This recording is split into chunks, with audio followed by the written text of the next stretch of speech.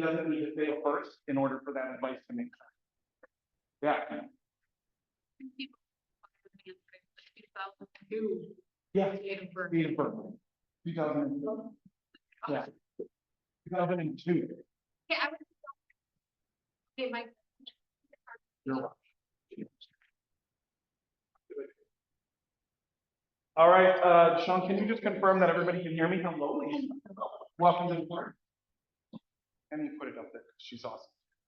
All right, guys. So we are going to jump right in today because we have a big day. And so, welcome. This is your Tuesday's team meeting. We're going to be a little bit light today. Why are we light? Because people are out there selling real, right? Not the time of year.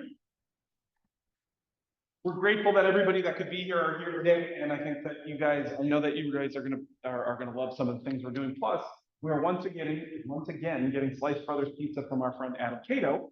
Mortgage Mark is sponsoring lunch today, and he's getting it through Adam Cato's joint Slice Brothers. So if you guys are ever around and want to know of a cool pizza company locally owned by one of our agents, and you see it, it's Slice Brothers Pizza, give him a shout out, tag him on social media. They're doing an awesome job, and he's an awesome agent. So we're going to be having pizza from them, provided by Mortgage Mark today. Yeah. So let's talk a little bit. Mark couldn't be here today, but graciously agreed to participate as our sponsor. What makes the relationship that we have with our vendors, right? When we talk about vendors. Vendors aren't these people. These are your partners. These are people that are going to do whatever they can do to make sure that your clients have a successful experience with you. The reason that we're in business with them, and you've heard me say before, isn't by chance. We're in business with the companies that we're in business with and the specific people we're in business with because we vetted them and they do an incredible job. And they're going to look out for you. They're going to look out for your client, and they're going to look out for your business. So thank you to Mark. We appreciate Mark and always stepping up. And today he'll be providing us pizza. So thank you very much to Mark.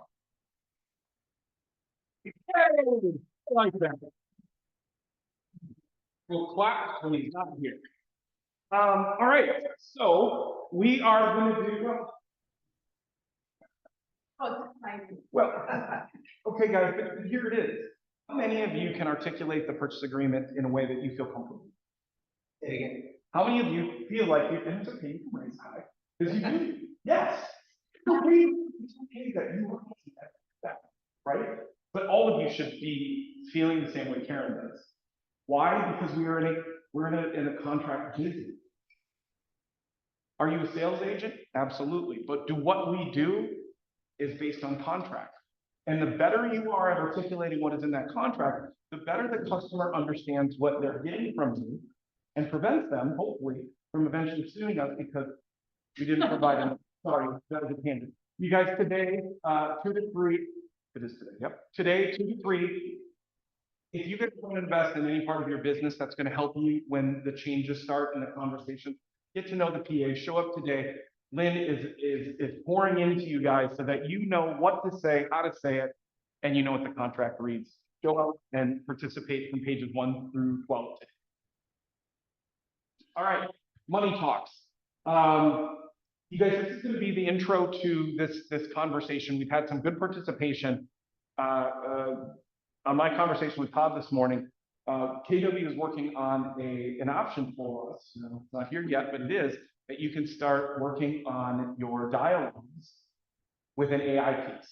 Now, the reason that we're having this conversation is a lot of us, when we come into the Money Talks, we're hesitant.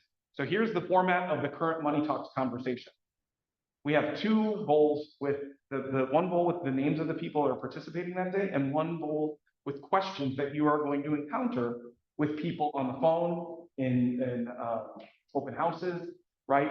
And people that might be calling you to see a house that now you need to do what before you go and show them that house? What do we need to do? Should we start doing right now? Before I show you a house, what should I do?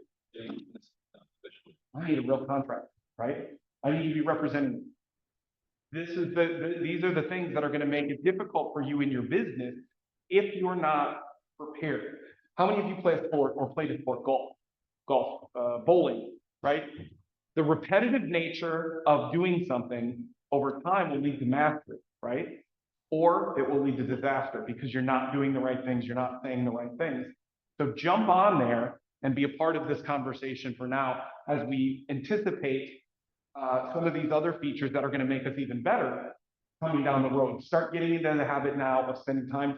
And guys, this is what somebody said last week that talked. They were so nervous to log in and because they knew that they were going to get called on, and they did. And guess what? After the conversation, I felt empowered because I had this conversation, because I didn't look stupid, because I knew what I was saying. So guys, check this out, 8:30 to 9, it's a quick call. It's just gonna get us in the routine. Again, I'm gonna pick a name out of the hat. I'm gonna pick a conversation. We're gonna start right there. So you don't have to overthink it. You just have to be ready, just as though you were in real life, right? He's not in here right now. Forrest just told Rachel and I a story while we were in the ALC meeting that he was selling a car he didn't need, he and his wife didn't need. And he turned it into a conversation with a guy that has a threeplex that's up. That's the way that we have to do this. Lead generation, sometimes the way we look at it, isn't going to show up on the phone scripted all the time. Sometimes it's going to be, you need a guy to sell a product. And you start talking about what you do, and that person needs to see the value. If you're not ready for that conversation, are you going to ask that person if you can list the house? If you don't know the dialogue? No, you're not. He knows the dialogue. He's been practicing his dialogue. And in that, he moved immediately to the request he actually made a joke out of it. The guy wanted to buy it for less, and he goes, well, I'll sell it to you for less if we send the contract, in a joke. They both got the joke, but he connected with that guy, and now he's going to be, in fact, listing that property, right? So dialogues matter, conversations matter. Be in control of your conversation. Show up 8:30 to 9 on Thursday this week, and let's change your life. All right, how many of you are currently doing something in social media that you feel comfortable with? Regan is an agent out of Maple Grove. Regan had a business that was like a lot of the businesses that you know, was kind of, and then Regan really reached out and really started doing some things that are pretty incredible for her social media. She's going to be here next Tuesday to talk about her social media. If you don't already follow her and you want to do a little bit of prep work, you can see what she's doing and see what that engagement looks like. Todd, I don't know if you know this off the top of your head, but I believe she closed 84 units last year, something in that way. That's incredible, right? And she did it by using a kind of a duality approach to her business, including a social media branding that has worked really well for her. And she's going to talk about how she does it and how she does it in an accelerated way, so it doesn't have to be everything you do every day, all day. So check that out, you guys. I'm excited to have her in here. If you want to meet with somebody, or if you want to hear somebody who may have been in the same place you are today a couple of years ago, this is the person you want to have a conversation with. So please, go ahead. Totally agree, Nick. She is a star. Miss that. She is. And if you're struggling to find, and again, is social media the only tool in your business? It's just a tool. You cannot build a house with just social media, right? But this is the first step of us having a conversation with you to say, this could be a revenue stream in your business. This could be a pillar. She's made it a pillar, and she's going to show us some of the ways that she's done that. So check that out. Be back here next week, and she will blow your mind.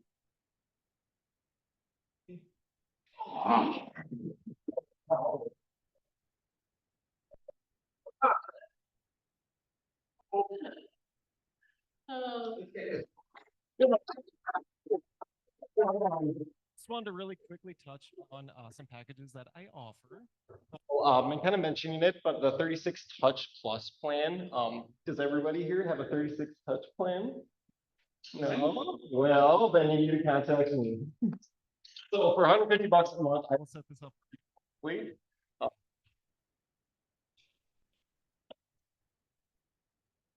So as I was saying, I will set this up for you monthly. You don't have to worry about anything at all. I just need your command login information, and also make sure that your database is up to date. I know I worked with Steve getting his all cleaned up here, which was awesome. So we're good to go there. But yes, 150 bucks a month for that. Something you definitely need to stay in touch with your database. And then I also offer a monthly social media package. So kind of hitting on the social media piece. This package does include 12 posts per month, so 3 per week.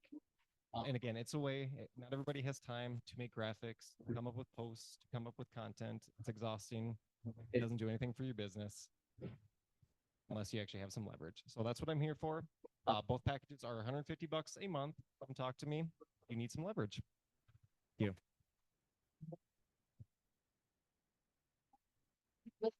You could put a package together. What would that be? Absolutely. So new listing package, I do offer a I do offer a listing marketing package. Colleen's been one of my #1 go-tos for that. Thank you, by the way. Include social media posts. I will do smart plans, landing pages, send out postcards to 100 addresses around the listing, social media ads, a little bit of everything. So really marketing your listing, it's a good way to get it out there. And if you need testimonials, Colleen. We're gonna talk a little bit more about Sean and about leverage here in a little bit. But Emmy says I have an agenda and I must do that. Okay, right. Actually, probably a little bit early for this, but I'm gonna get this is the uncomfortable part. So I told Rachel that we were gonna hug it out today, and she apparently doesn't like hugs, so that's why she's here. No. Stand up. This is the one part of the meeting that motion creates emotion, right? How many, and this is where some people are gonna go, God, I hate when Nick does it. But I want you to say, Mo Anderson yesterday said, we have to believe that we're gonna be successful. We have to believe that what we do is gonna have an impact. So I want you guys to say with me, and I'm bold, I am successful. What I'm talking about. People need my help. People want to work with me. Now, how many of you really believe that? Yeah. Say it. I believe it. I believe that people want to work with me. I believe that people want to work with me. Yes. I think you guys. All right, you guys can sit down, but I want to say this again. Why is that important? Important that you believe that? Why is it important that you exude a level of confidence that makes people want to work with you? We talked about in our ALC meeting, there was a blog post about commission breath. You guys, everybody know commission breath is? Commission breath. It's when you're desperate and people feel it, right? When you're desperate, people feel it and you feel it. And that confidence doesn't come out in a way. You guys, it's sometimes as Midwesterners, we think some of that is ridiculous, but I'll tell you what, if you tell yourself every morning that I love what I do, I love that I get to help people, and I'm the best resource for the people in my life, whether or not you believe it today, you will eventually believe it. Mo Anderson said yesterday that at one point, she had to tell herself for 16 months that you're bigger and better than we were. And this is after, by the way, they lost every dollar they had, right? So my point to you in our stand-up today is, what are you telling yourself? You tell yourself it's hard every day, then guess what it's going to be? It's going to be hard. Are you telling yourself that nobody wants to have a conversation about real estate right now because interest rates are high? Then nobody's going to want to have a conversation. If I tell people don't want to answer the phone for me, guess what happens all day when I tell myself nobody wants to answer the phone today? Nobody answers the phone. Stop manifesting that stuff in your life that doesn't correlate with your goal and your activity to achieve that goal. Stop letting the mind, that voice, we used to call it a drunk monkey. I think that wasn't PC, but do you guys know what a drunk monkey is? That voice inside your head that tells you you're dumb, that you're slow, that you're old, that you're not good enough, and people don't want to work with you. Can you control that voice in your head? You can. You can. You can shut it off. Don't talk to me that way. Right? Now I'm getting weird because I'm talking to myself in front of you guys. Right? But that's the point. However you think, that's going to be how your day comes out. However you act is going to be related to how you think. So get back to thinking in a way that pushes you forward to do the things that you know you can do, and you know people want to work with you. There's not a person in here that I don't think is an incredible resource to the people they want to be in front of, that they want to work with. I just can't believe that for you and have that impact your business the same way that when you believe it will impact your business. All right, we are going to move to our guest today. Karen Collins. Come on down.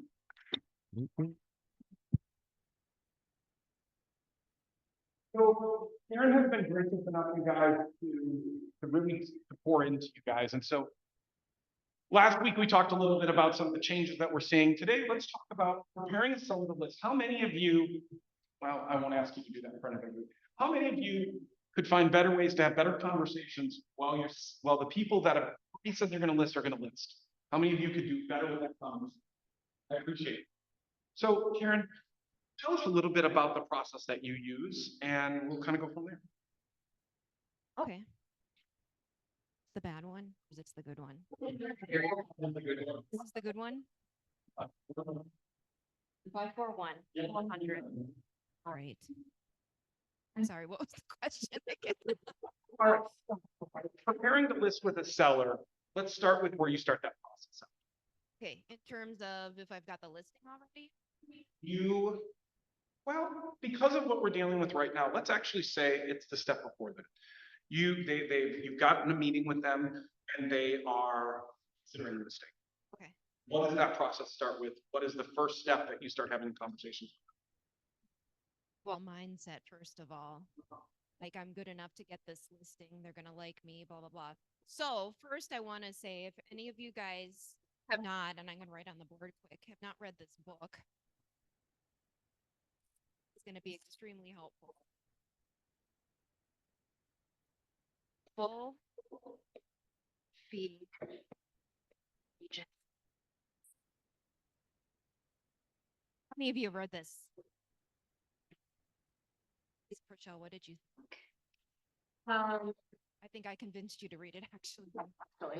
The book is all about the sellers probably have already chosen who they're going to list with before they even meet with you. So it's your job at the beginning to figure out if you are the chosen one or you're basically the fool.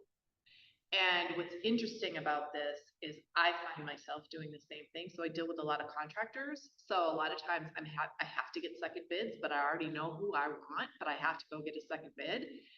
And I'm calling somebody knowing they're basically the fool coming out to bid on this property. So it's a real thing. It is the real thing. For those of you that have not read this book, it was a game changer for me this year. I am not going to put myself into a listing appointment unless I know I've got a chance that I'm the favorite. How many of you guys have lost listing, not gotten a listing? Most of us, right? Learn to identify, first and foremost, are you the fool or are you the favorite? And if you realize you're the fool, this is going to be super uncomfortable for some of us. Don't even bother going on the listing appointment because it's not worth your time. If you are the fool, you're the one that's being called in there just to validate what the favorite is saying. If you're the favorite, you're got a shoe in, that's it. If they're not interviewing anyone else, it's just you, awesome. But if you're the one that's being brought in just to verify, just to validate what the favorite is saying, I don't even waste my time anymore. So this book helps you identify in certain situations, am I going to be the fool in this or am I going to be the favorite? If it's the fool, move on. Get yourself into a different situation where you know you're going to be the favorite and it's almost a guarantee you're going to get that signed. So that's the first thing, is I'm placing myself in a situation where I know that it's going to be an effective use of my time. I'm the only one, awesome. So when I'm at that listing appointment, again, this book talks about being interested versus interesting. What's the difference? exactly who it's focused on. Are you at a listing presentation or are you at a listing appointment? Because there's a big difference between those two. And so if you are at a listing presentation, it becomes all about you, not a whole lot about them. If it's a listing appointment, you're asking the questions, getting to know them.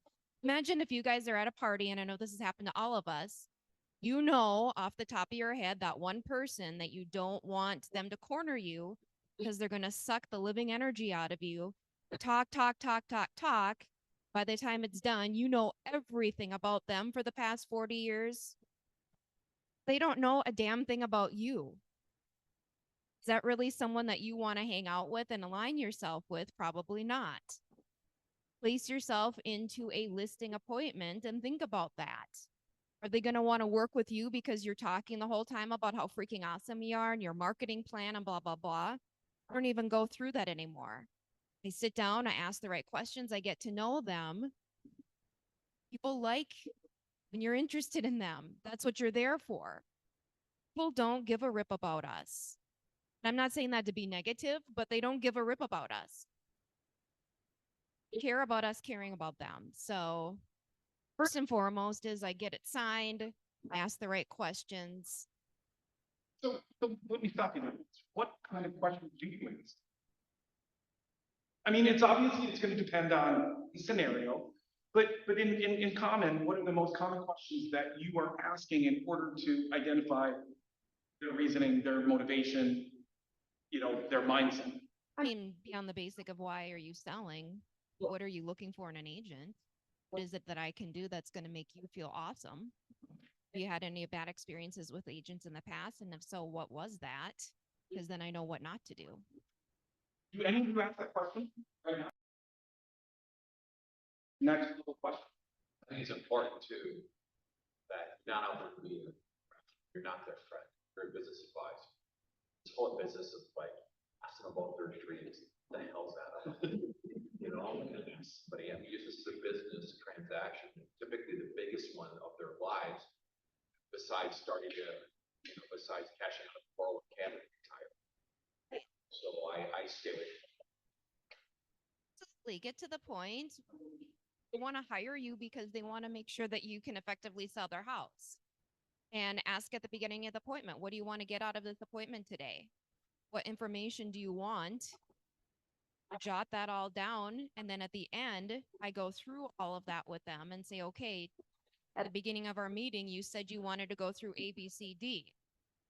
It sounds like got all those questions answered. Do you have any other questions?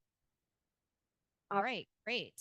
We accomplished what we set out to accomplish. Is there any other reason why you wouldn't want to sign with me? It's a great close. Mike Perry has I don't know what it is, but 1 minute listing presentation. You can't comment on that and get your problem. So that's great. Here we go. So that's it. So it's I've used that before. And I've used one of his other ones. It's like, there's other agents, we have other agents coming out to look at this property and to talk to us. Well, that's great. I'll call them and tell them that you chose me. And I'll make sure that they're able to get to the property first. That has worked for me several times.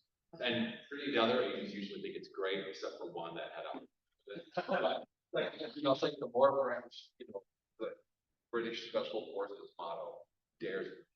Yeah. Right. You have to just be, and they like that. They like someone they want someone to demonstrate charge. Control of what you're being paid to control, right? Cameron, something I always have to remind myself of is sellers don't always sell for happy reasons. It's true. So do you have a different approach if there's been a significant loss versus an exciting next house? Absolutely. I ask them, how are you feeling about this? I do ask some of the feeling questions if it's sensitive. If it's a divorce, because I've done quite a few, as I've been calling them COVID divorces. It's a real thing. And I want to find out, how are you each feeling about this? It's going to be amicable. If it isn't, and I have that feeling that it isn't, I'm actually not going to take the listing. Not crazy, guys. There are listings that I don't take because I know that I'm not going to be successful at accomplishing what they want me to accomplish. So if it's a divorce and it's clear that they're not getting along, if there's no decree yet, and a decree is what? That's the most important document. If there's a decree, great, because that's the guide that we use. It gives us the direction in terms of what we need to do. But if there's no legal document and it's still loosey-goosey up in the air and they're not getting along, I probably don't want to get myself into that situation. Karen, I think a little bit different look at that. What if there's a death? One of the principal owners just passed away.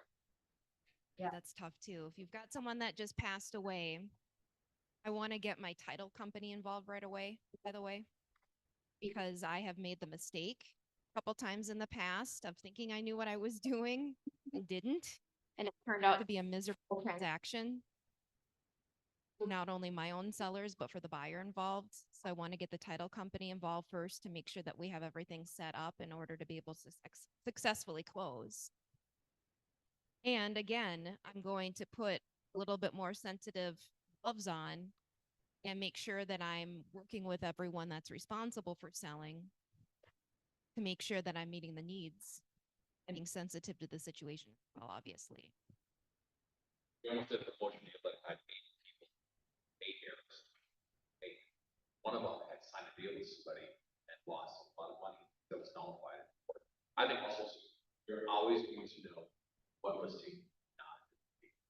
Just know, you don't know why, but you just know. And a lot of times you look people up, and so much information is public now. There's like a Minnesota commerce website. You can see who's suing who, right? You can see all that stuff, but it's sometimes the problem is if you're desperate for a listing, I don't know what to do. But I've learned, yeah, even though I could really use the money, it's not going to turn out to be a successful situation if it doesn't feel right. So. Okay.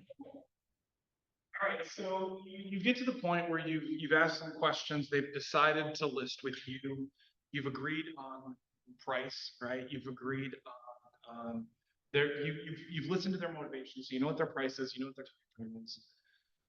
You're gonna prepare them for the house to go on. What does that look like? So one quick backup thing I forgot to mention is when it comes to coming up with a list price, I do that with them together. It's a little bit unique. I don't know if a lot of agents do that, but I actually come up with that marketing price, as I call it, with the seller. Why do you think I do that? Authorship is ownership. Yep. I want them to buy in. I want them to own that price because in the event that it doesn't sell for that, be like, okay, we were off mark a little bit. Not Karen Collins, you told me to list it at this and now it's not selling for that and now I'm mad at you. Collectively, we're coming together to come to that realization. Here's what we're going to list it for, and to understand that that's a marketing price. That's not a value, because the value is determined actually by whom? The buyer. And so we won't actually know what that is until we get the offers coming in. If the offers aren't coming in, we know we probably missed the mark. We're going to have that conversation ahead of time too. It's possible, seller, that we might miss the mark on this because I don't have a crystal ball. I'm human. We're not going to know what the true value is until we get it out there, present it to the world, and then they respond. So if they don't respond favorably, which comes into the form of not a lot of showings or showings and some negative feedback, we need to come up with a plan B right now before we even list it. Let's decide together how long is this going to be on the market without an offer until we do a price change. So once we get it on the market, staging is a big deal. So most of the time I'm lucky enough, I go in and the houses look pretty awesome. But if they don't, I do offer a staging consult with a professional stager. I pay for that. Well, my team pays for that. Split comes out of that. We have the stager come, professional photography, which by the way, I took a minute and I looked up listings from the past 6 months from our office and I was actually pretty impressed. Everyone's listings look really good. Looks like everyone uses professional photography. How many of You you, guys, if you guys do, it looks awesome. I have a rhyme or reason to it though. Write this on the board as well. All of my listings, very few exceptions. All of my listings go coming soon on Monday. I do pre-list marketing until Friday when it goes live. And every single listing I have, I do an open house. Either a Saturday or a Sunday, depending on if it's a holiday or if the Vikings are playing. This is what I relay to my sellers in terms of the timeline. I don't care when the house is ready, what you do. We needed to get it photographed, so it's ready to coming soon on Monday. So coming soon on Monday allows me to then start talking to people about this because coming soon, I can talk to people about this coming on the market outside of my brokerage. If it's withheld, I can only talk to you guys about it. Coming soon, I can spread it out to the world. And so I am using social media like crazy to be able to talk about this. I want this excitement of, here it is. You can't see it yet. Can't see it yet, but it's coming. When it goes live on Friday, that increases the chances of getting more showings over the weekend. And I want a ton of people there Friday, Saturday, Sunday. I want it back to back overlapping showings. Why do I want that? Exactly. Because imagine going, and you guys have done it, I'm sure, shown properties where there's a lot of people there, not the only one showing. What are your buyers feeling? Urgency. The thing I like about doing an open house is that if they do come and see it on Friday or Saturday, they've got the flexibility to be able to come back again on Sunday and see it again. That decreases the chances of my buyers getting cold feet if they put in an offer because they get to see it a couple times and make that final decision. Karen, if clarify, when you've got coming soon, what's the listing date? Is it there or is it, let's go live? So coming soon here, Everybody know. actual open for showings, available for showings on Friday. Look only here. Actually seeing it on Friday. We do ads through. Facebook ads, emails, my database, I send it out to. I do a ton of marketing ahead of time. I want to get as many people excited about it as possible so that we've got that mad rush starting on Friday. So when you go coming soon on Monday, do you have all of the photos ready to go? Yes. A number of listings where they don't have the photos ready to go. You can just service to the seller client. If you don't have those photos ready to go, you snap a couple crappy photos from your phone and then put it on the market with the thought that, well, we'll just get the photos during that week. That's a huge miss. Amen, brother. That's exactly. I don't put this up unless I have all of the photos. I want everything. Go big or go home. Because that's a part of the recipe. That's a part of what drives more of these people coming. If I'm going to do it, I'm going to do it big. So I want everything ready to go. Supplements. There's a Tish, which by the way, if there's a Tish, before this even happens, we've got a compliance certificate of approval from Tish as well. Don't list anything open-ended. I want to have it all ready to go, sewn up, and good. You only get that one chance to make a first impression. I want to back up a little bit. So you're in the listing appointment and you get their buy-in on the price. And then do you move to a net sheet at that point? And when you do that net sheet, you work a range that you feel that the property will sell within. And by the way, our fiduciary duties include accounting, and that is a great example of accounting. Because the one thing that people want to know, they want to know a couple things, but one of them is, what is my house going to sell for at the end of the day? how much am I gonna net? What am I gonna walk away from the closing table with so that I can buy another home, put that into savings, whatever it might. I'm glad you asked that because I don't sign a listing until I come up with list price and I do a net sheet. Because I've had situations where I've gone through a net sheet and those numbers aren't working for them. Because they can't achieve their next goal of having enough for down payment on their next place. It's not gonna, I just wasted a bunch of time signing a bunch of listing paperwork on something now that isn't gonna actually come into fruition. So unlike a lot of other agents out there, I want to know everything up front ahead of time. So that net sheet isn't just for the sellers, that's for me too, to determine is this even going to be possible? In different scenarios. If it doesn't sell for this, let's do a couple different versions of that. And I'm going to estimate high in terms of fees. So I'm still going to put in seller paid closing costs for the buyer, even though they don't like to see that in there. Oh, I don't want to do that. Well, I'm going to have to. I'm going to put that in there anyhow, because that definitely is a potential. So I never put 0 or we won't put seller paid closing costs in there because we'll negotiate that away. I still put that in there because I want to present something worst case scenario. So then it always turns out to be much better than they thought. And it doesn't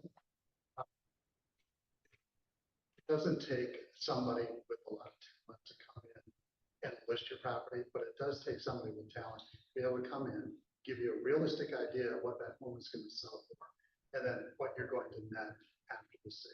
And never be that agent that goes in because you have an inkling that somebody else told them what their property was worth. They told you they thought their property was worth, and you buy that listing only to have to backtrack and say, look, we need to lower the price. They are looking for realistic idea of what to list it for and what am I going to do. I love the question after I go through that net sheet and we look at that bottom line and I ask them, what are you thinking right now when you see that number? How does that make you feel? It's important too, just set expectations.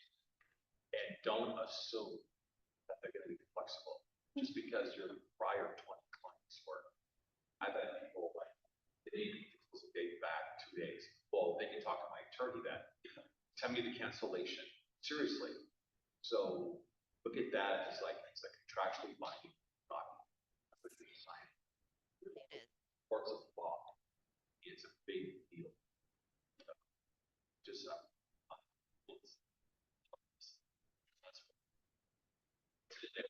that's what it's going to be. Things that I want to touch on, Karen, and I think this is important.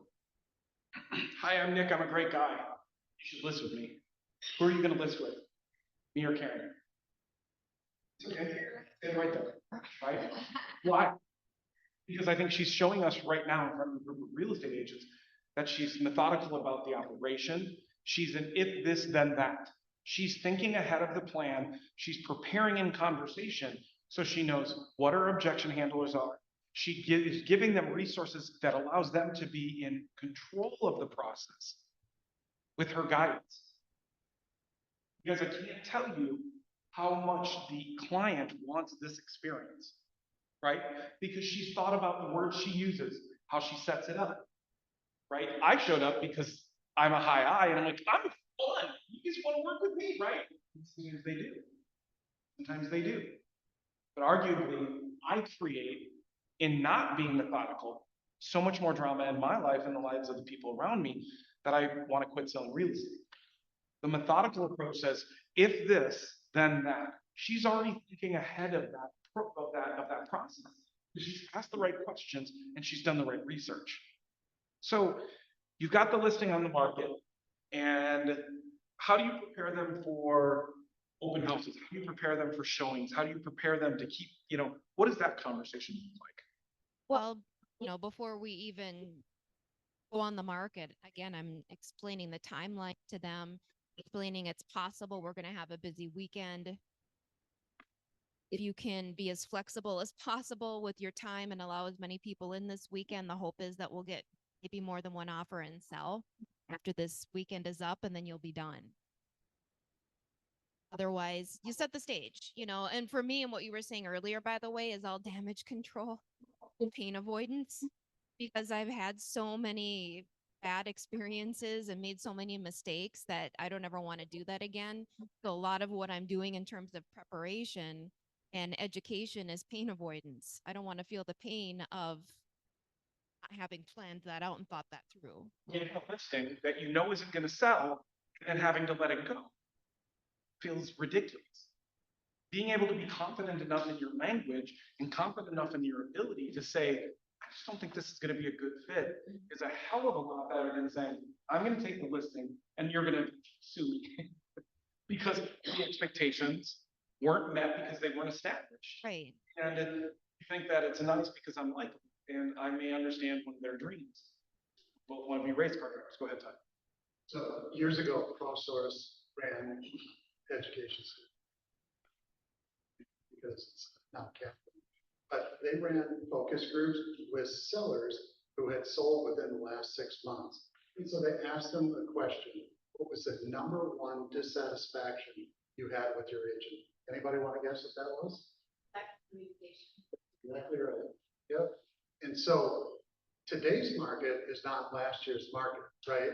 And the days on market is increasing. So it is more important than ever to, number one, get that sales price right that you advocate for, that you are buying into, more so than they're buying into. Because if you buy into it, they're going to hold you to that, right?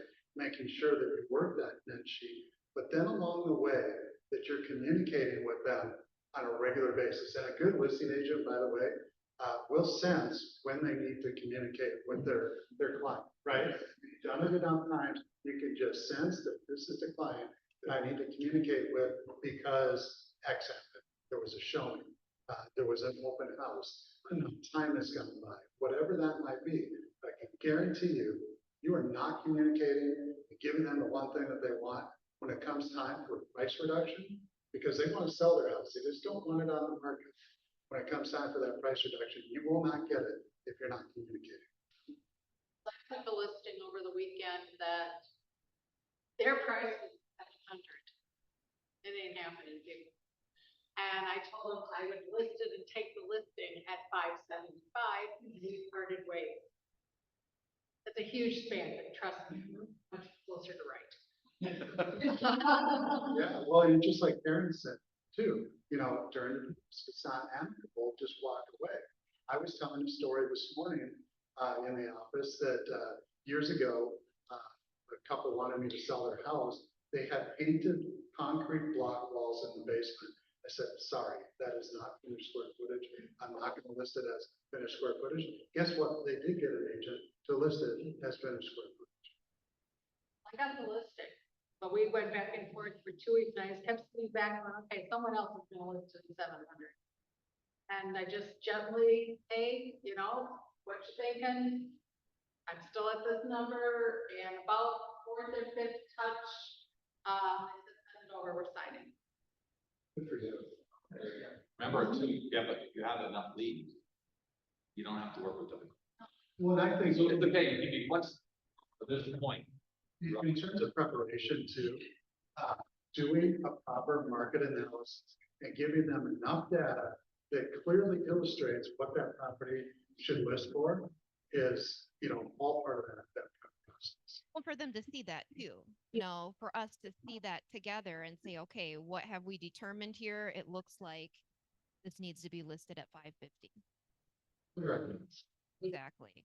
And communication's a big thing because we are getting back into the point now where stuff is not selling right away. And I have one in St. Michael. It's getting ready to close finally next week. That's been on the market for like 3 months. And it was terrible because we did this whole thing. When we got an offer, we got multiple offers that first weekend. It was awesome. We chose one, and about 3/4 of the way through, financing fell through. We had to relist, go back to start, got another multiple offer situation, accepted one. Financing fell through after 2 days. Had to go back on the market again, sat for almost 3 months. Well, in today's market, it's not 90 days. We went from 500,000 as the original list price down to 450. Here's the interesting thing about it. We're getting ready to close. Yesterday, I get an email with a gift card for a $150 massage from those clients. They said, you hustled and you worked so hard and the communication was spot on and you were right there with us the whole time. We're so happy that it was you. Wow. But it's communication. You're sitting there with them. You're talking to them each week, multiple times a week. You're sending them out. Here's what's on the market. Here's the current competition. Hate to say this, but I think we're going to have to look at changing the price again. Let's think about it. Let's talk about it again. You know, it's constant communication. They felt like I was with them. I didn't desert them. I wasn't on to big and better things because theirs wasn't selling right away. Communication's huge. Yeah, and even if there hasn't been any showings, to give them feedback, there's a lot of the things that you hit on. You know, here's what the market looks like. You're not the only one that's in this boat. Nothing else in this $50,000 range has sold in the last 2 weeks or week, whatever time frame. By the way, I've got my marketing assistant, Sean, just sent out 100 postcards. Marketing assistant, Sean, just did a Facebook post. By the way, we had this much engagement with that Facebook post. Whatever it is, come up with something to talk to them about because they think you're back at the office doing nothing. You know, that's it. Maybe I was, but texting from there. Tom is in the back. And the motivation to do all of that is to never have a heartbreaking situation where Karen, just don't want you as our agent anymore. Nobody wants to hear that. And what that does to your confidence and then also your next couple of meetings after, right? Now you're starting to second guess it simply because you didn't control the narrative from the beginning. I believe when you look at NAR buyer and seller information of the year, what they're looking for in communication is systematic. It has to be something that you're committed to. The conversations you're having have to be consistent so that you can get better at having them. Here's my Tuesday update. I'm going to call everybody as a part of the transaction. We talked about that before. On Tuesdays, I'm calling everybody, the title company, the mortgage company, the other side, my clients, right? Making sure that all of our folks are aware that I'm letting the client. On Fridays, I'm doing a weekend update. Before they go into the weekend, they're getting an email from me or my admin that says, here's how many, here's how many showings we had this week. Here's feedback on those showings. I can't press this enough though that well, Karen is saying to you guys that it's an avoidance of certain things, right? The methodology, the methodology that she uses with consistency makes it so that the outcome that she's going to get is more consistently the outcome that the client was expecting. That's the real difference. She started with the expectations, right? She gave them a real resourceful view, perspective of the market and what they can expect. She did the things in the process and communicated that those things were being done. And she gets a $150 gift card because she's an exceptional professional. Because her clients understand that, yes, you're making this extra money, but they feel bad because you hustled your ass off for them. There's no better client. You will get referrals from that client until you are dead. Literally. You guys, can we give Karen a round of applause?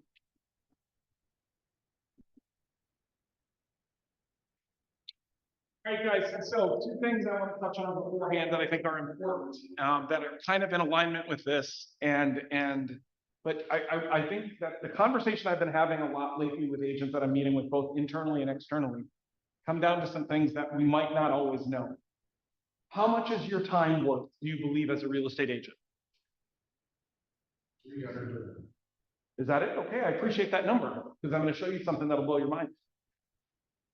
With my hand, I guess. What's up there? So, Are you looking for an eraser? No, the eraser. Well, whatever. We'll do it down here. If you're making $300 an hour, you're making $300 an hour and that's your goal. What does that look like for a year? About 600,000, right? About $600,000 a year. Need a new friend? Peter, do you? I gotta remember. I'm in a full room. Here's my point. If you really believe this, and you should go for this, what is making $300 an hour, what does it mandate that you do in order to make $300 an hour? You stop doing shit that isn't $300 an hour activities, right? You stop doing the things that you don't do naturally well. For instance, how many of us are a Regan England with our social media? Okay? So what does that mean for you? Does that mean that you can't have a social media presence because you're not as polished or thinking constantly about what you're going to post on social media? How can you have the same level of activity on your social media and still operate at a $300 an hour bill? Leverage. The company that we work for coined the opportunity and the ideas that you need leads, listing, and leverage, right? So often we see leverage only as cost. I'm going to tell you today that leverage is not cost. Leverage is opportunity. The average amount of time that it takes to process a file, any idea on how long? Well, I'll ask you. Give me some numbers. When you get a purchase agreement, how long does it take you to write that purchase agreement as a buyer's agent? How long does it take you to order title work? How long does it take to communicate with the mortgage company? Any ideas? A lot. What's that? A lot. 4 to 6 hours is what they say is the average. I would say the newer you are, the longer it's going to take. Right? You might be able to get it down really well, but my point is that doing for $349, you get transaction coordination. Okay? You get the experience of somebody who's writing contracts and in that every single day. Now, if you believe that you want to be the contractual specialist that you want to be to the clients, come to Lynn's class. Does that mean that you need to be doing all the inputting work? When you have somebody who, for $349, now, if we take 300 times 4 hours, that's $1,200, right? You're missing out every dollar when you are writing your own contracts the way that you're writing, especially if you're not as understanding of what that contract might look like. Start thinking about this. I had an agent say to me, well, I don't want to spend that money. Okay, that's great. I know then that you haven't thought about your business in a way that makes you leverage the time. What could I do with 4 more hours to 10x this number? What could I do with 4 hours that I love to do? Lead gen. What does lead gen look like? I can go and meet my friends who are happy. I can go and have breakfast with people I haven't had in a long time. I can do things that I wouldn't otherwise do. If you got into this business to write contracts yourself, it's great. I appreciate that. I got in this business to help as many people as I possibly could. I get 4 hours or more back when I give Shannon my transaction coordination, right? Steve, go ahead. Nick, you're right on, and you're also talking about a person that does 400 of those every single year. So it's not a rookie, son that can do this. He will with his eyes. Yeah. So you're turning that time into, if you can. Absolutely. Absolutely. All these money-making activities with my team. If you do use Shannon as an agent, it makes the rest of your process go well, because then your lender not hounding you for earnest money, clearance, PA addendum, like lots of random stuff where you're not looking at your email all the time. Shannon is on top of it. Yeah, I think Lynn. But so does everybody else. The title companies, I will hear from the title companies that say, and these are people that will say, we love files from Shannon because they're always together. You're not waiting on things. You guys leverage the things that you do well. This actually gives me goosebumps. I'm not kidding. Because he does such an incredible job that he leverages that time for you to go do what you do well, which is, what do you do well? What do you do well? What do you guys do well? Do you do people well? Do you lead gen well? What are you doing well that you can use that time for? And then secondly, I'll go back to this leverage piece. As we launch this program with Sean right now, I have a lot of agents that come into my office and say, Nick, I don't know what to post. I don't know, and I don't have the bandwidth in my head to figure out what that looks like. And so guess what we don't do? We just don't post, right? And then we don't get engagement. And maybe we have a random picture of somebody holding a sold sign on there, but there's no real message to the consumer. We gave Sean a new name this morning, which I don't know we'll use yet. But he's a digital ninja, right? Put in your pouch of tools someone who is doing it better than you are on a more consistent basis and can stay ahead of the curve and keep you in activities that you like to do. How many of you feel stress about what you're going to post on the internet? Come on, somebody raise their hand, right? I know that, I do. And I'm more well-versed than many of you in social media. And I still wonder, leverage your time with somebody who really knows what they're going to do, you guys. We have a team here that I think is incredible, that is here to make your business better. And this is an opportunity to leverage that passion that Sean and Shannon bring to the table to make your business better. I'm going to keep harping on leverage because that's the number one thing that I can help you control. You have to, what do you control in your business? What do you control? Your lead gen, your conversations, your activity. This is one part of your business that we've done the work. We've brought in people who are incredible at what they do, experience what that looks like, and the gift of time back in your life. You guys, we have pizza back today from Slice Brothers Pizza. Thank you to Mark for providing that pizza. He's back there, guys. Let's go and eat some pizza and connect. Have a wonderful day. Go kick some ass. We'll have some fun.